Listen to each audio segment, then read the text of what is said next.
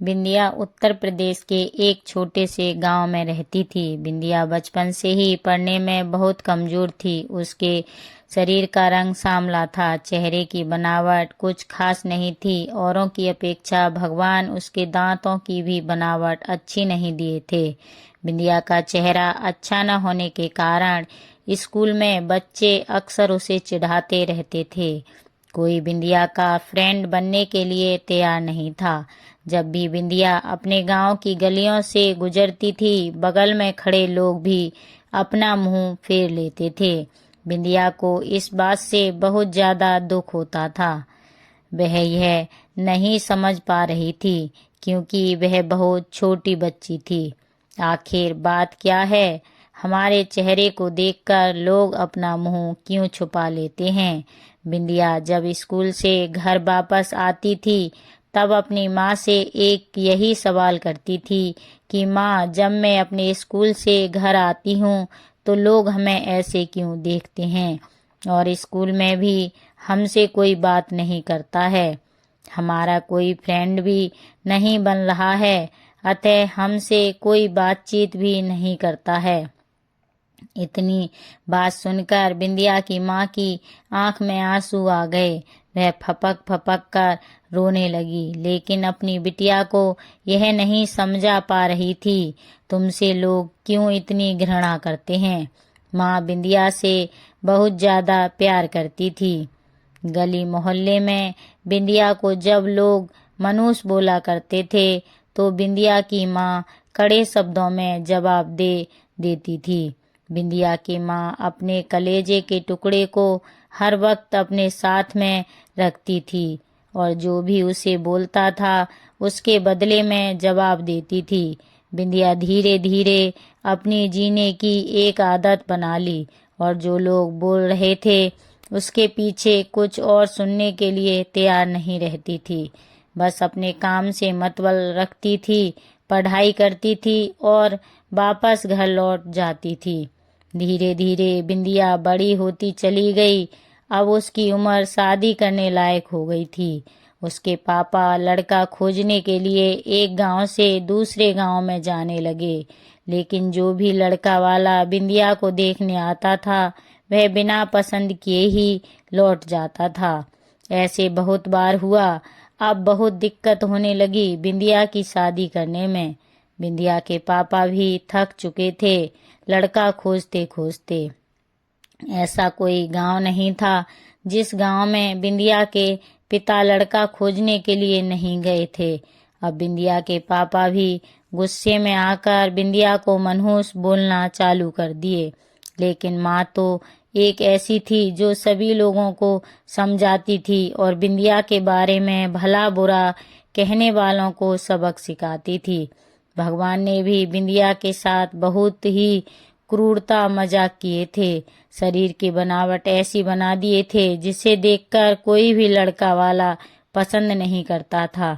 बिंदिया भी इस बात को लेकर चिंता कर रही थी कि पापा हमारे लिए इतना दूर दूर तक जाते हैं लड़का देखने के लिए, लेकिन हमें कोई भी लड़का पसंद नहीं करता है। बिंदिया अपने कामों में ज्यादा व्यस्त रहती थी। वह खाना बनाने में बहुत ज्यादा समय देती थी। बिंदिया को खाना बनाने में बहुत ज्यादा मजा आता था।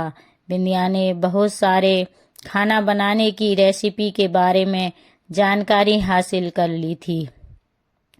इसके लिए उन्होंने किताबें, रेडियो, टीवी चैनल पर वीडियो देखा करती थी। बिंदिया के द्वारा बनाया गया खाना बहुत स्वादिष्ट और टेस्टी होता था। बिंदिया की तारीफ उसके चेहरे से कोई नहीं करता था, लेकिन उनकी खाना बनाने का जो तरीका था, उनके खाने में जो स्वादिष्ट था, उसे हर कोई तारीफ करता था। खाना बनाने में बिंदिया के जितने भी आजू बाजू औरतें थीं, उन सभी औरतों में बहुत ज्यादा फेमस हो गई थी। जिस औरत को लगता था कि आज नया खाना बनाना है और कुछ नया आइडिया इसमें टेस्टी लाना है, तो औरत बिंदिया के पास आकर जानकारी लेती थी। अगले दिन लड़का वाले बिंदिया को देखने वाले थे, लेकिन बिंदिया उसी दिन सुबह में ही सज समझकर कहीं निकल गई थी। लड़का वाले घर पर आते हैं, लेकिन मम्मी पापा को नहीं पता था कि बिंदिया कहाँ गई है। जब लड़की देखने की बारी आती है तो बिंदिया घर में नहीं थी। लड़का वाले इस पर गुस्सा हो जाते हैं और खरी खोटी सुनाते हैं बिंदिया के मम्मी पापा को। वैसे भी पापा बिंदिया पर बहुत ज्यादा गुस्सा करते थे, लेकिन उस दिन की हरकत से बिंदिया के पापा के ऊपर खून सवार हो गया था। बिंदिया ने अपने पापा को गुस्से में पागल कर दिया था। उस दिन बिंदिया के पापा ने उसके मम्मी पर सारा गुस्सा उतार दिया। बिंदिया के पापा ने उसकी मम्मी को बहुत भला बुरा कहा कि यह सब तुम्हारी सिर पर चढ़ाने का नतीजा है। तुम्हारी वजह से आज बिंदिया ऐसी हरकत कर रही है। अब शाम का वक्त होने वाला था। बिंदिया घर लौट चुकी थी। बिंदिया के चेहरे पर बहुत ज्यादा खुशी थी और उसके हाथ में एक चेक था। बिंदिया कोई एक सर्टिफिकेट लेकर आई थी। बिंदिया ने अपनी उपलब्धि के बारे में अपनी मम्मी से कुछ बोलने वाली ही थी कि इसी बीच बिंदिया की मम्मी ने उसको खरी खोटी सुनाना शुरू कर दिया। उसकी मम्मी ने बिंदिया को इतना खरी खोटी सुनाई कि बिंदिया सपने में भी यह नहीं सोच पाती कि मम्मी आज हमें इतना भला बुरा बोलेगी। इससे पहले बिंदिया की मम्मी ने बिंदिया को इस तरह कभी नहीं बोली थी। बिंदिया की माँ ने एक बात बोली बिंदिया से कि बाकी सब लोग सही कह रहे थे कि तुम सच में मनहूस हो। आज तुम्हारी वजह से सब कोई परेशान है। अच्छा तो होता कि तुम पैदा होते ही मर जाती। आज यह दिन हमें देखना तो नहीं पड़ता। गांव घर में मेरा सिर नहीं उठ पा रहा है। बिंदिया इस वाक्य को सुनकर अवाक थी। वह कुछ बोल नहीं पा रही थी, क्योंकि जब बिंदिया बोलने की कोशिश कर रही थी उसकी मम्मी के शब्दों से इसकी आवाज दब जाती थी। बिंदिया चुपचाप निठुर भाव से खड़ी थी। बिंदिया की आंख से आंसू बह रहे थे। बिंदिया अपने माँ से एक ही सवाल कर रही थी, माँ क्या मैं इतनी बदनसीब हूँ कि मुझे आप मारना चाहती थी? क्या मैं मर जाऊं? मैं इतनी बुरी हूँ? आप मुझे मारना चाहती थी। मैंने ऐसी क्या गलती कर दी? बिंदिया के द्वारा बोला गया एक भी बात का असर उसकी मम्मी पर नहीं था। बिंदिया की मम्मी काम कर रही थी और गुस्से में बिंदिया के ऊपर में अनेकों बात का प्रहार कर रही थी। बिंदिया निठुर भाव से अपनी मम्मी की ओर देख रही थी और उसकी बातों को सुन रही थी। आंख से आंसू बह रहे थे, लेकिन बिंदिया चुपचाप खड़ी रही। बिंदिया एक ही सवाल कर रही थी, माँ क्या आप मुझे मारना चाहती हो? गुस्से में मम्मी ने भी बोल दिया, हाँ। बिंदिया बिना एक पल बिताए ही सीधा अपने कमरे में जाकर दरवाजा बंद कर लेती है। 1-2 मिनट के बाद में मम्मी का गुस्सा शांत होता है। तब बिंदिया के मम्मी को अपनी गलती का एहसास होता है। उसकी मम्मी बिंदिया के रूम की तरफ गई और दरवाजा खोलने के लिए बोली, लेकिन बिंदिया ने अपने रूम को अंदर से बंद कर लिया था। बिंदिया की माँ ने जब देखी कि बिंदिया अंदर से दरवाजा बंद कर ली है, तो बिंदिया की माँ सोची कि यह कोई गलत कदम नहीं उठा ले। इसीलिए बिंदिया की मम्मी ने उसके पापा के पास तुरंत कॉल की घर आने के लिए। दोनों ने दरवाजा खोलने के लिए काफी कोशिश की, लेकिन बिंदिया ने दरवाजा नहीं खोली। कुछ समय बीतने के बाद बिंदिया के पापा को अब एहसास हो गया कि बिंदिया कुछ गलत कर ली है। बिंदिया के पापा ने तुरंत दरवाजा को तोड़ दिए। बिंदिया के मम्मी पापा ने अंदर का सीन देखा तो अवाक रह गए। बिंदिया ने दुपट्टे का फंदा बनाकर पंखा से लटक रही थी। अभी ज्यादा वक्त नहीं हुआ था वह सिर्फ बेहोश हुई थी। माँ और पापा ने तुरंत उसे उठाकर पंखे से अलग किया और गले से दुपट्टा निकाला और बेड पर बिंदिया को लेटा दिए। स्थिति को देखते हुए उन्होंने तुरंत डॉक्टर को कॉल लगाए। माँ की नजर अपनी लाडली बेटी बिंदिया की मुट्ठी बांधे हाथ पर जाता है। एक मुट्ठी थी और टेबल पर पड़ी 5 लाख का चेक मिलता है, जिसमें 5 स्टार होटल में शेफ की नौकरी करने के लिए कन्फर्मेशन लेटर था। उसी कन्फर्मेशन लेटर को और चिट्ठी को लेने के लिए बिंदिया बाहर गई हुई थी। कुछ समय के बाद डॉक्टर आते हैं और बिंदिया का इलाज करते हैं। डॉक्टर बिंदिया के चेकअप करने के बाद बोलते हैं कि शुक्र है लड़की बच गई।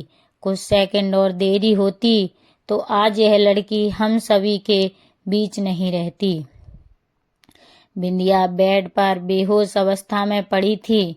डॉक्टर ने बोला कि बिंदिया धीरे धीरे कुछ घंटों में ठीक हो जाएगी। मैं दवा लिख रहा हूँ जिसे आप मेडिकल स्टोर से मंगा लीजिए। माँ और पापा ने उस चिट्ठी को खोलकर पढ़ा जिसमें बिंदिया ने कुछ इस प्रकार से लिखा था।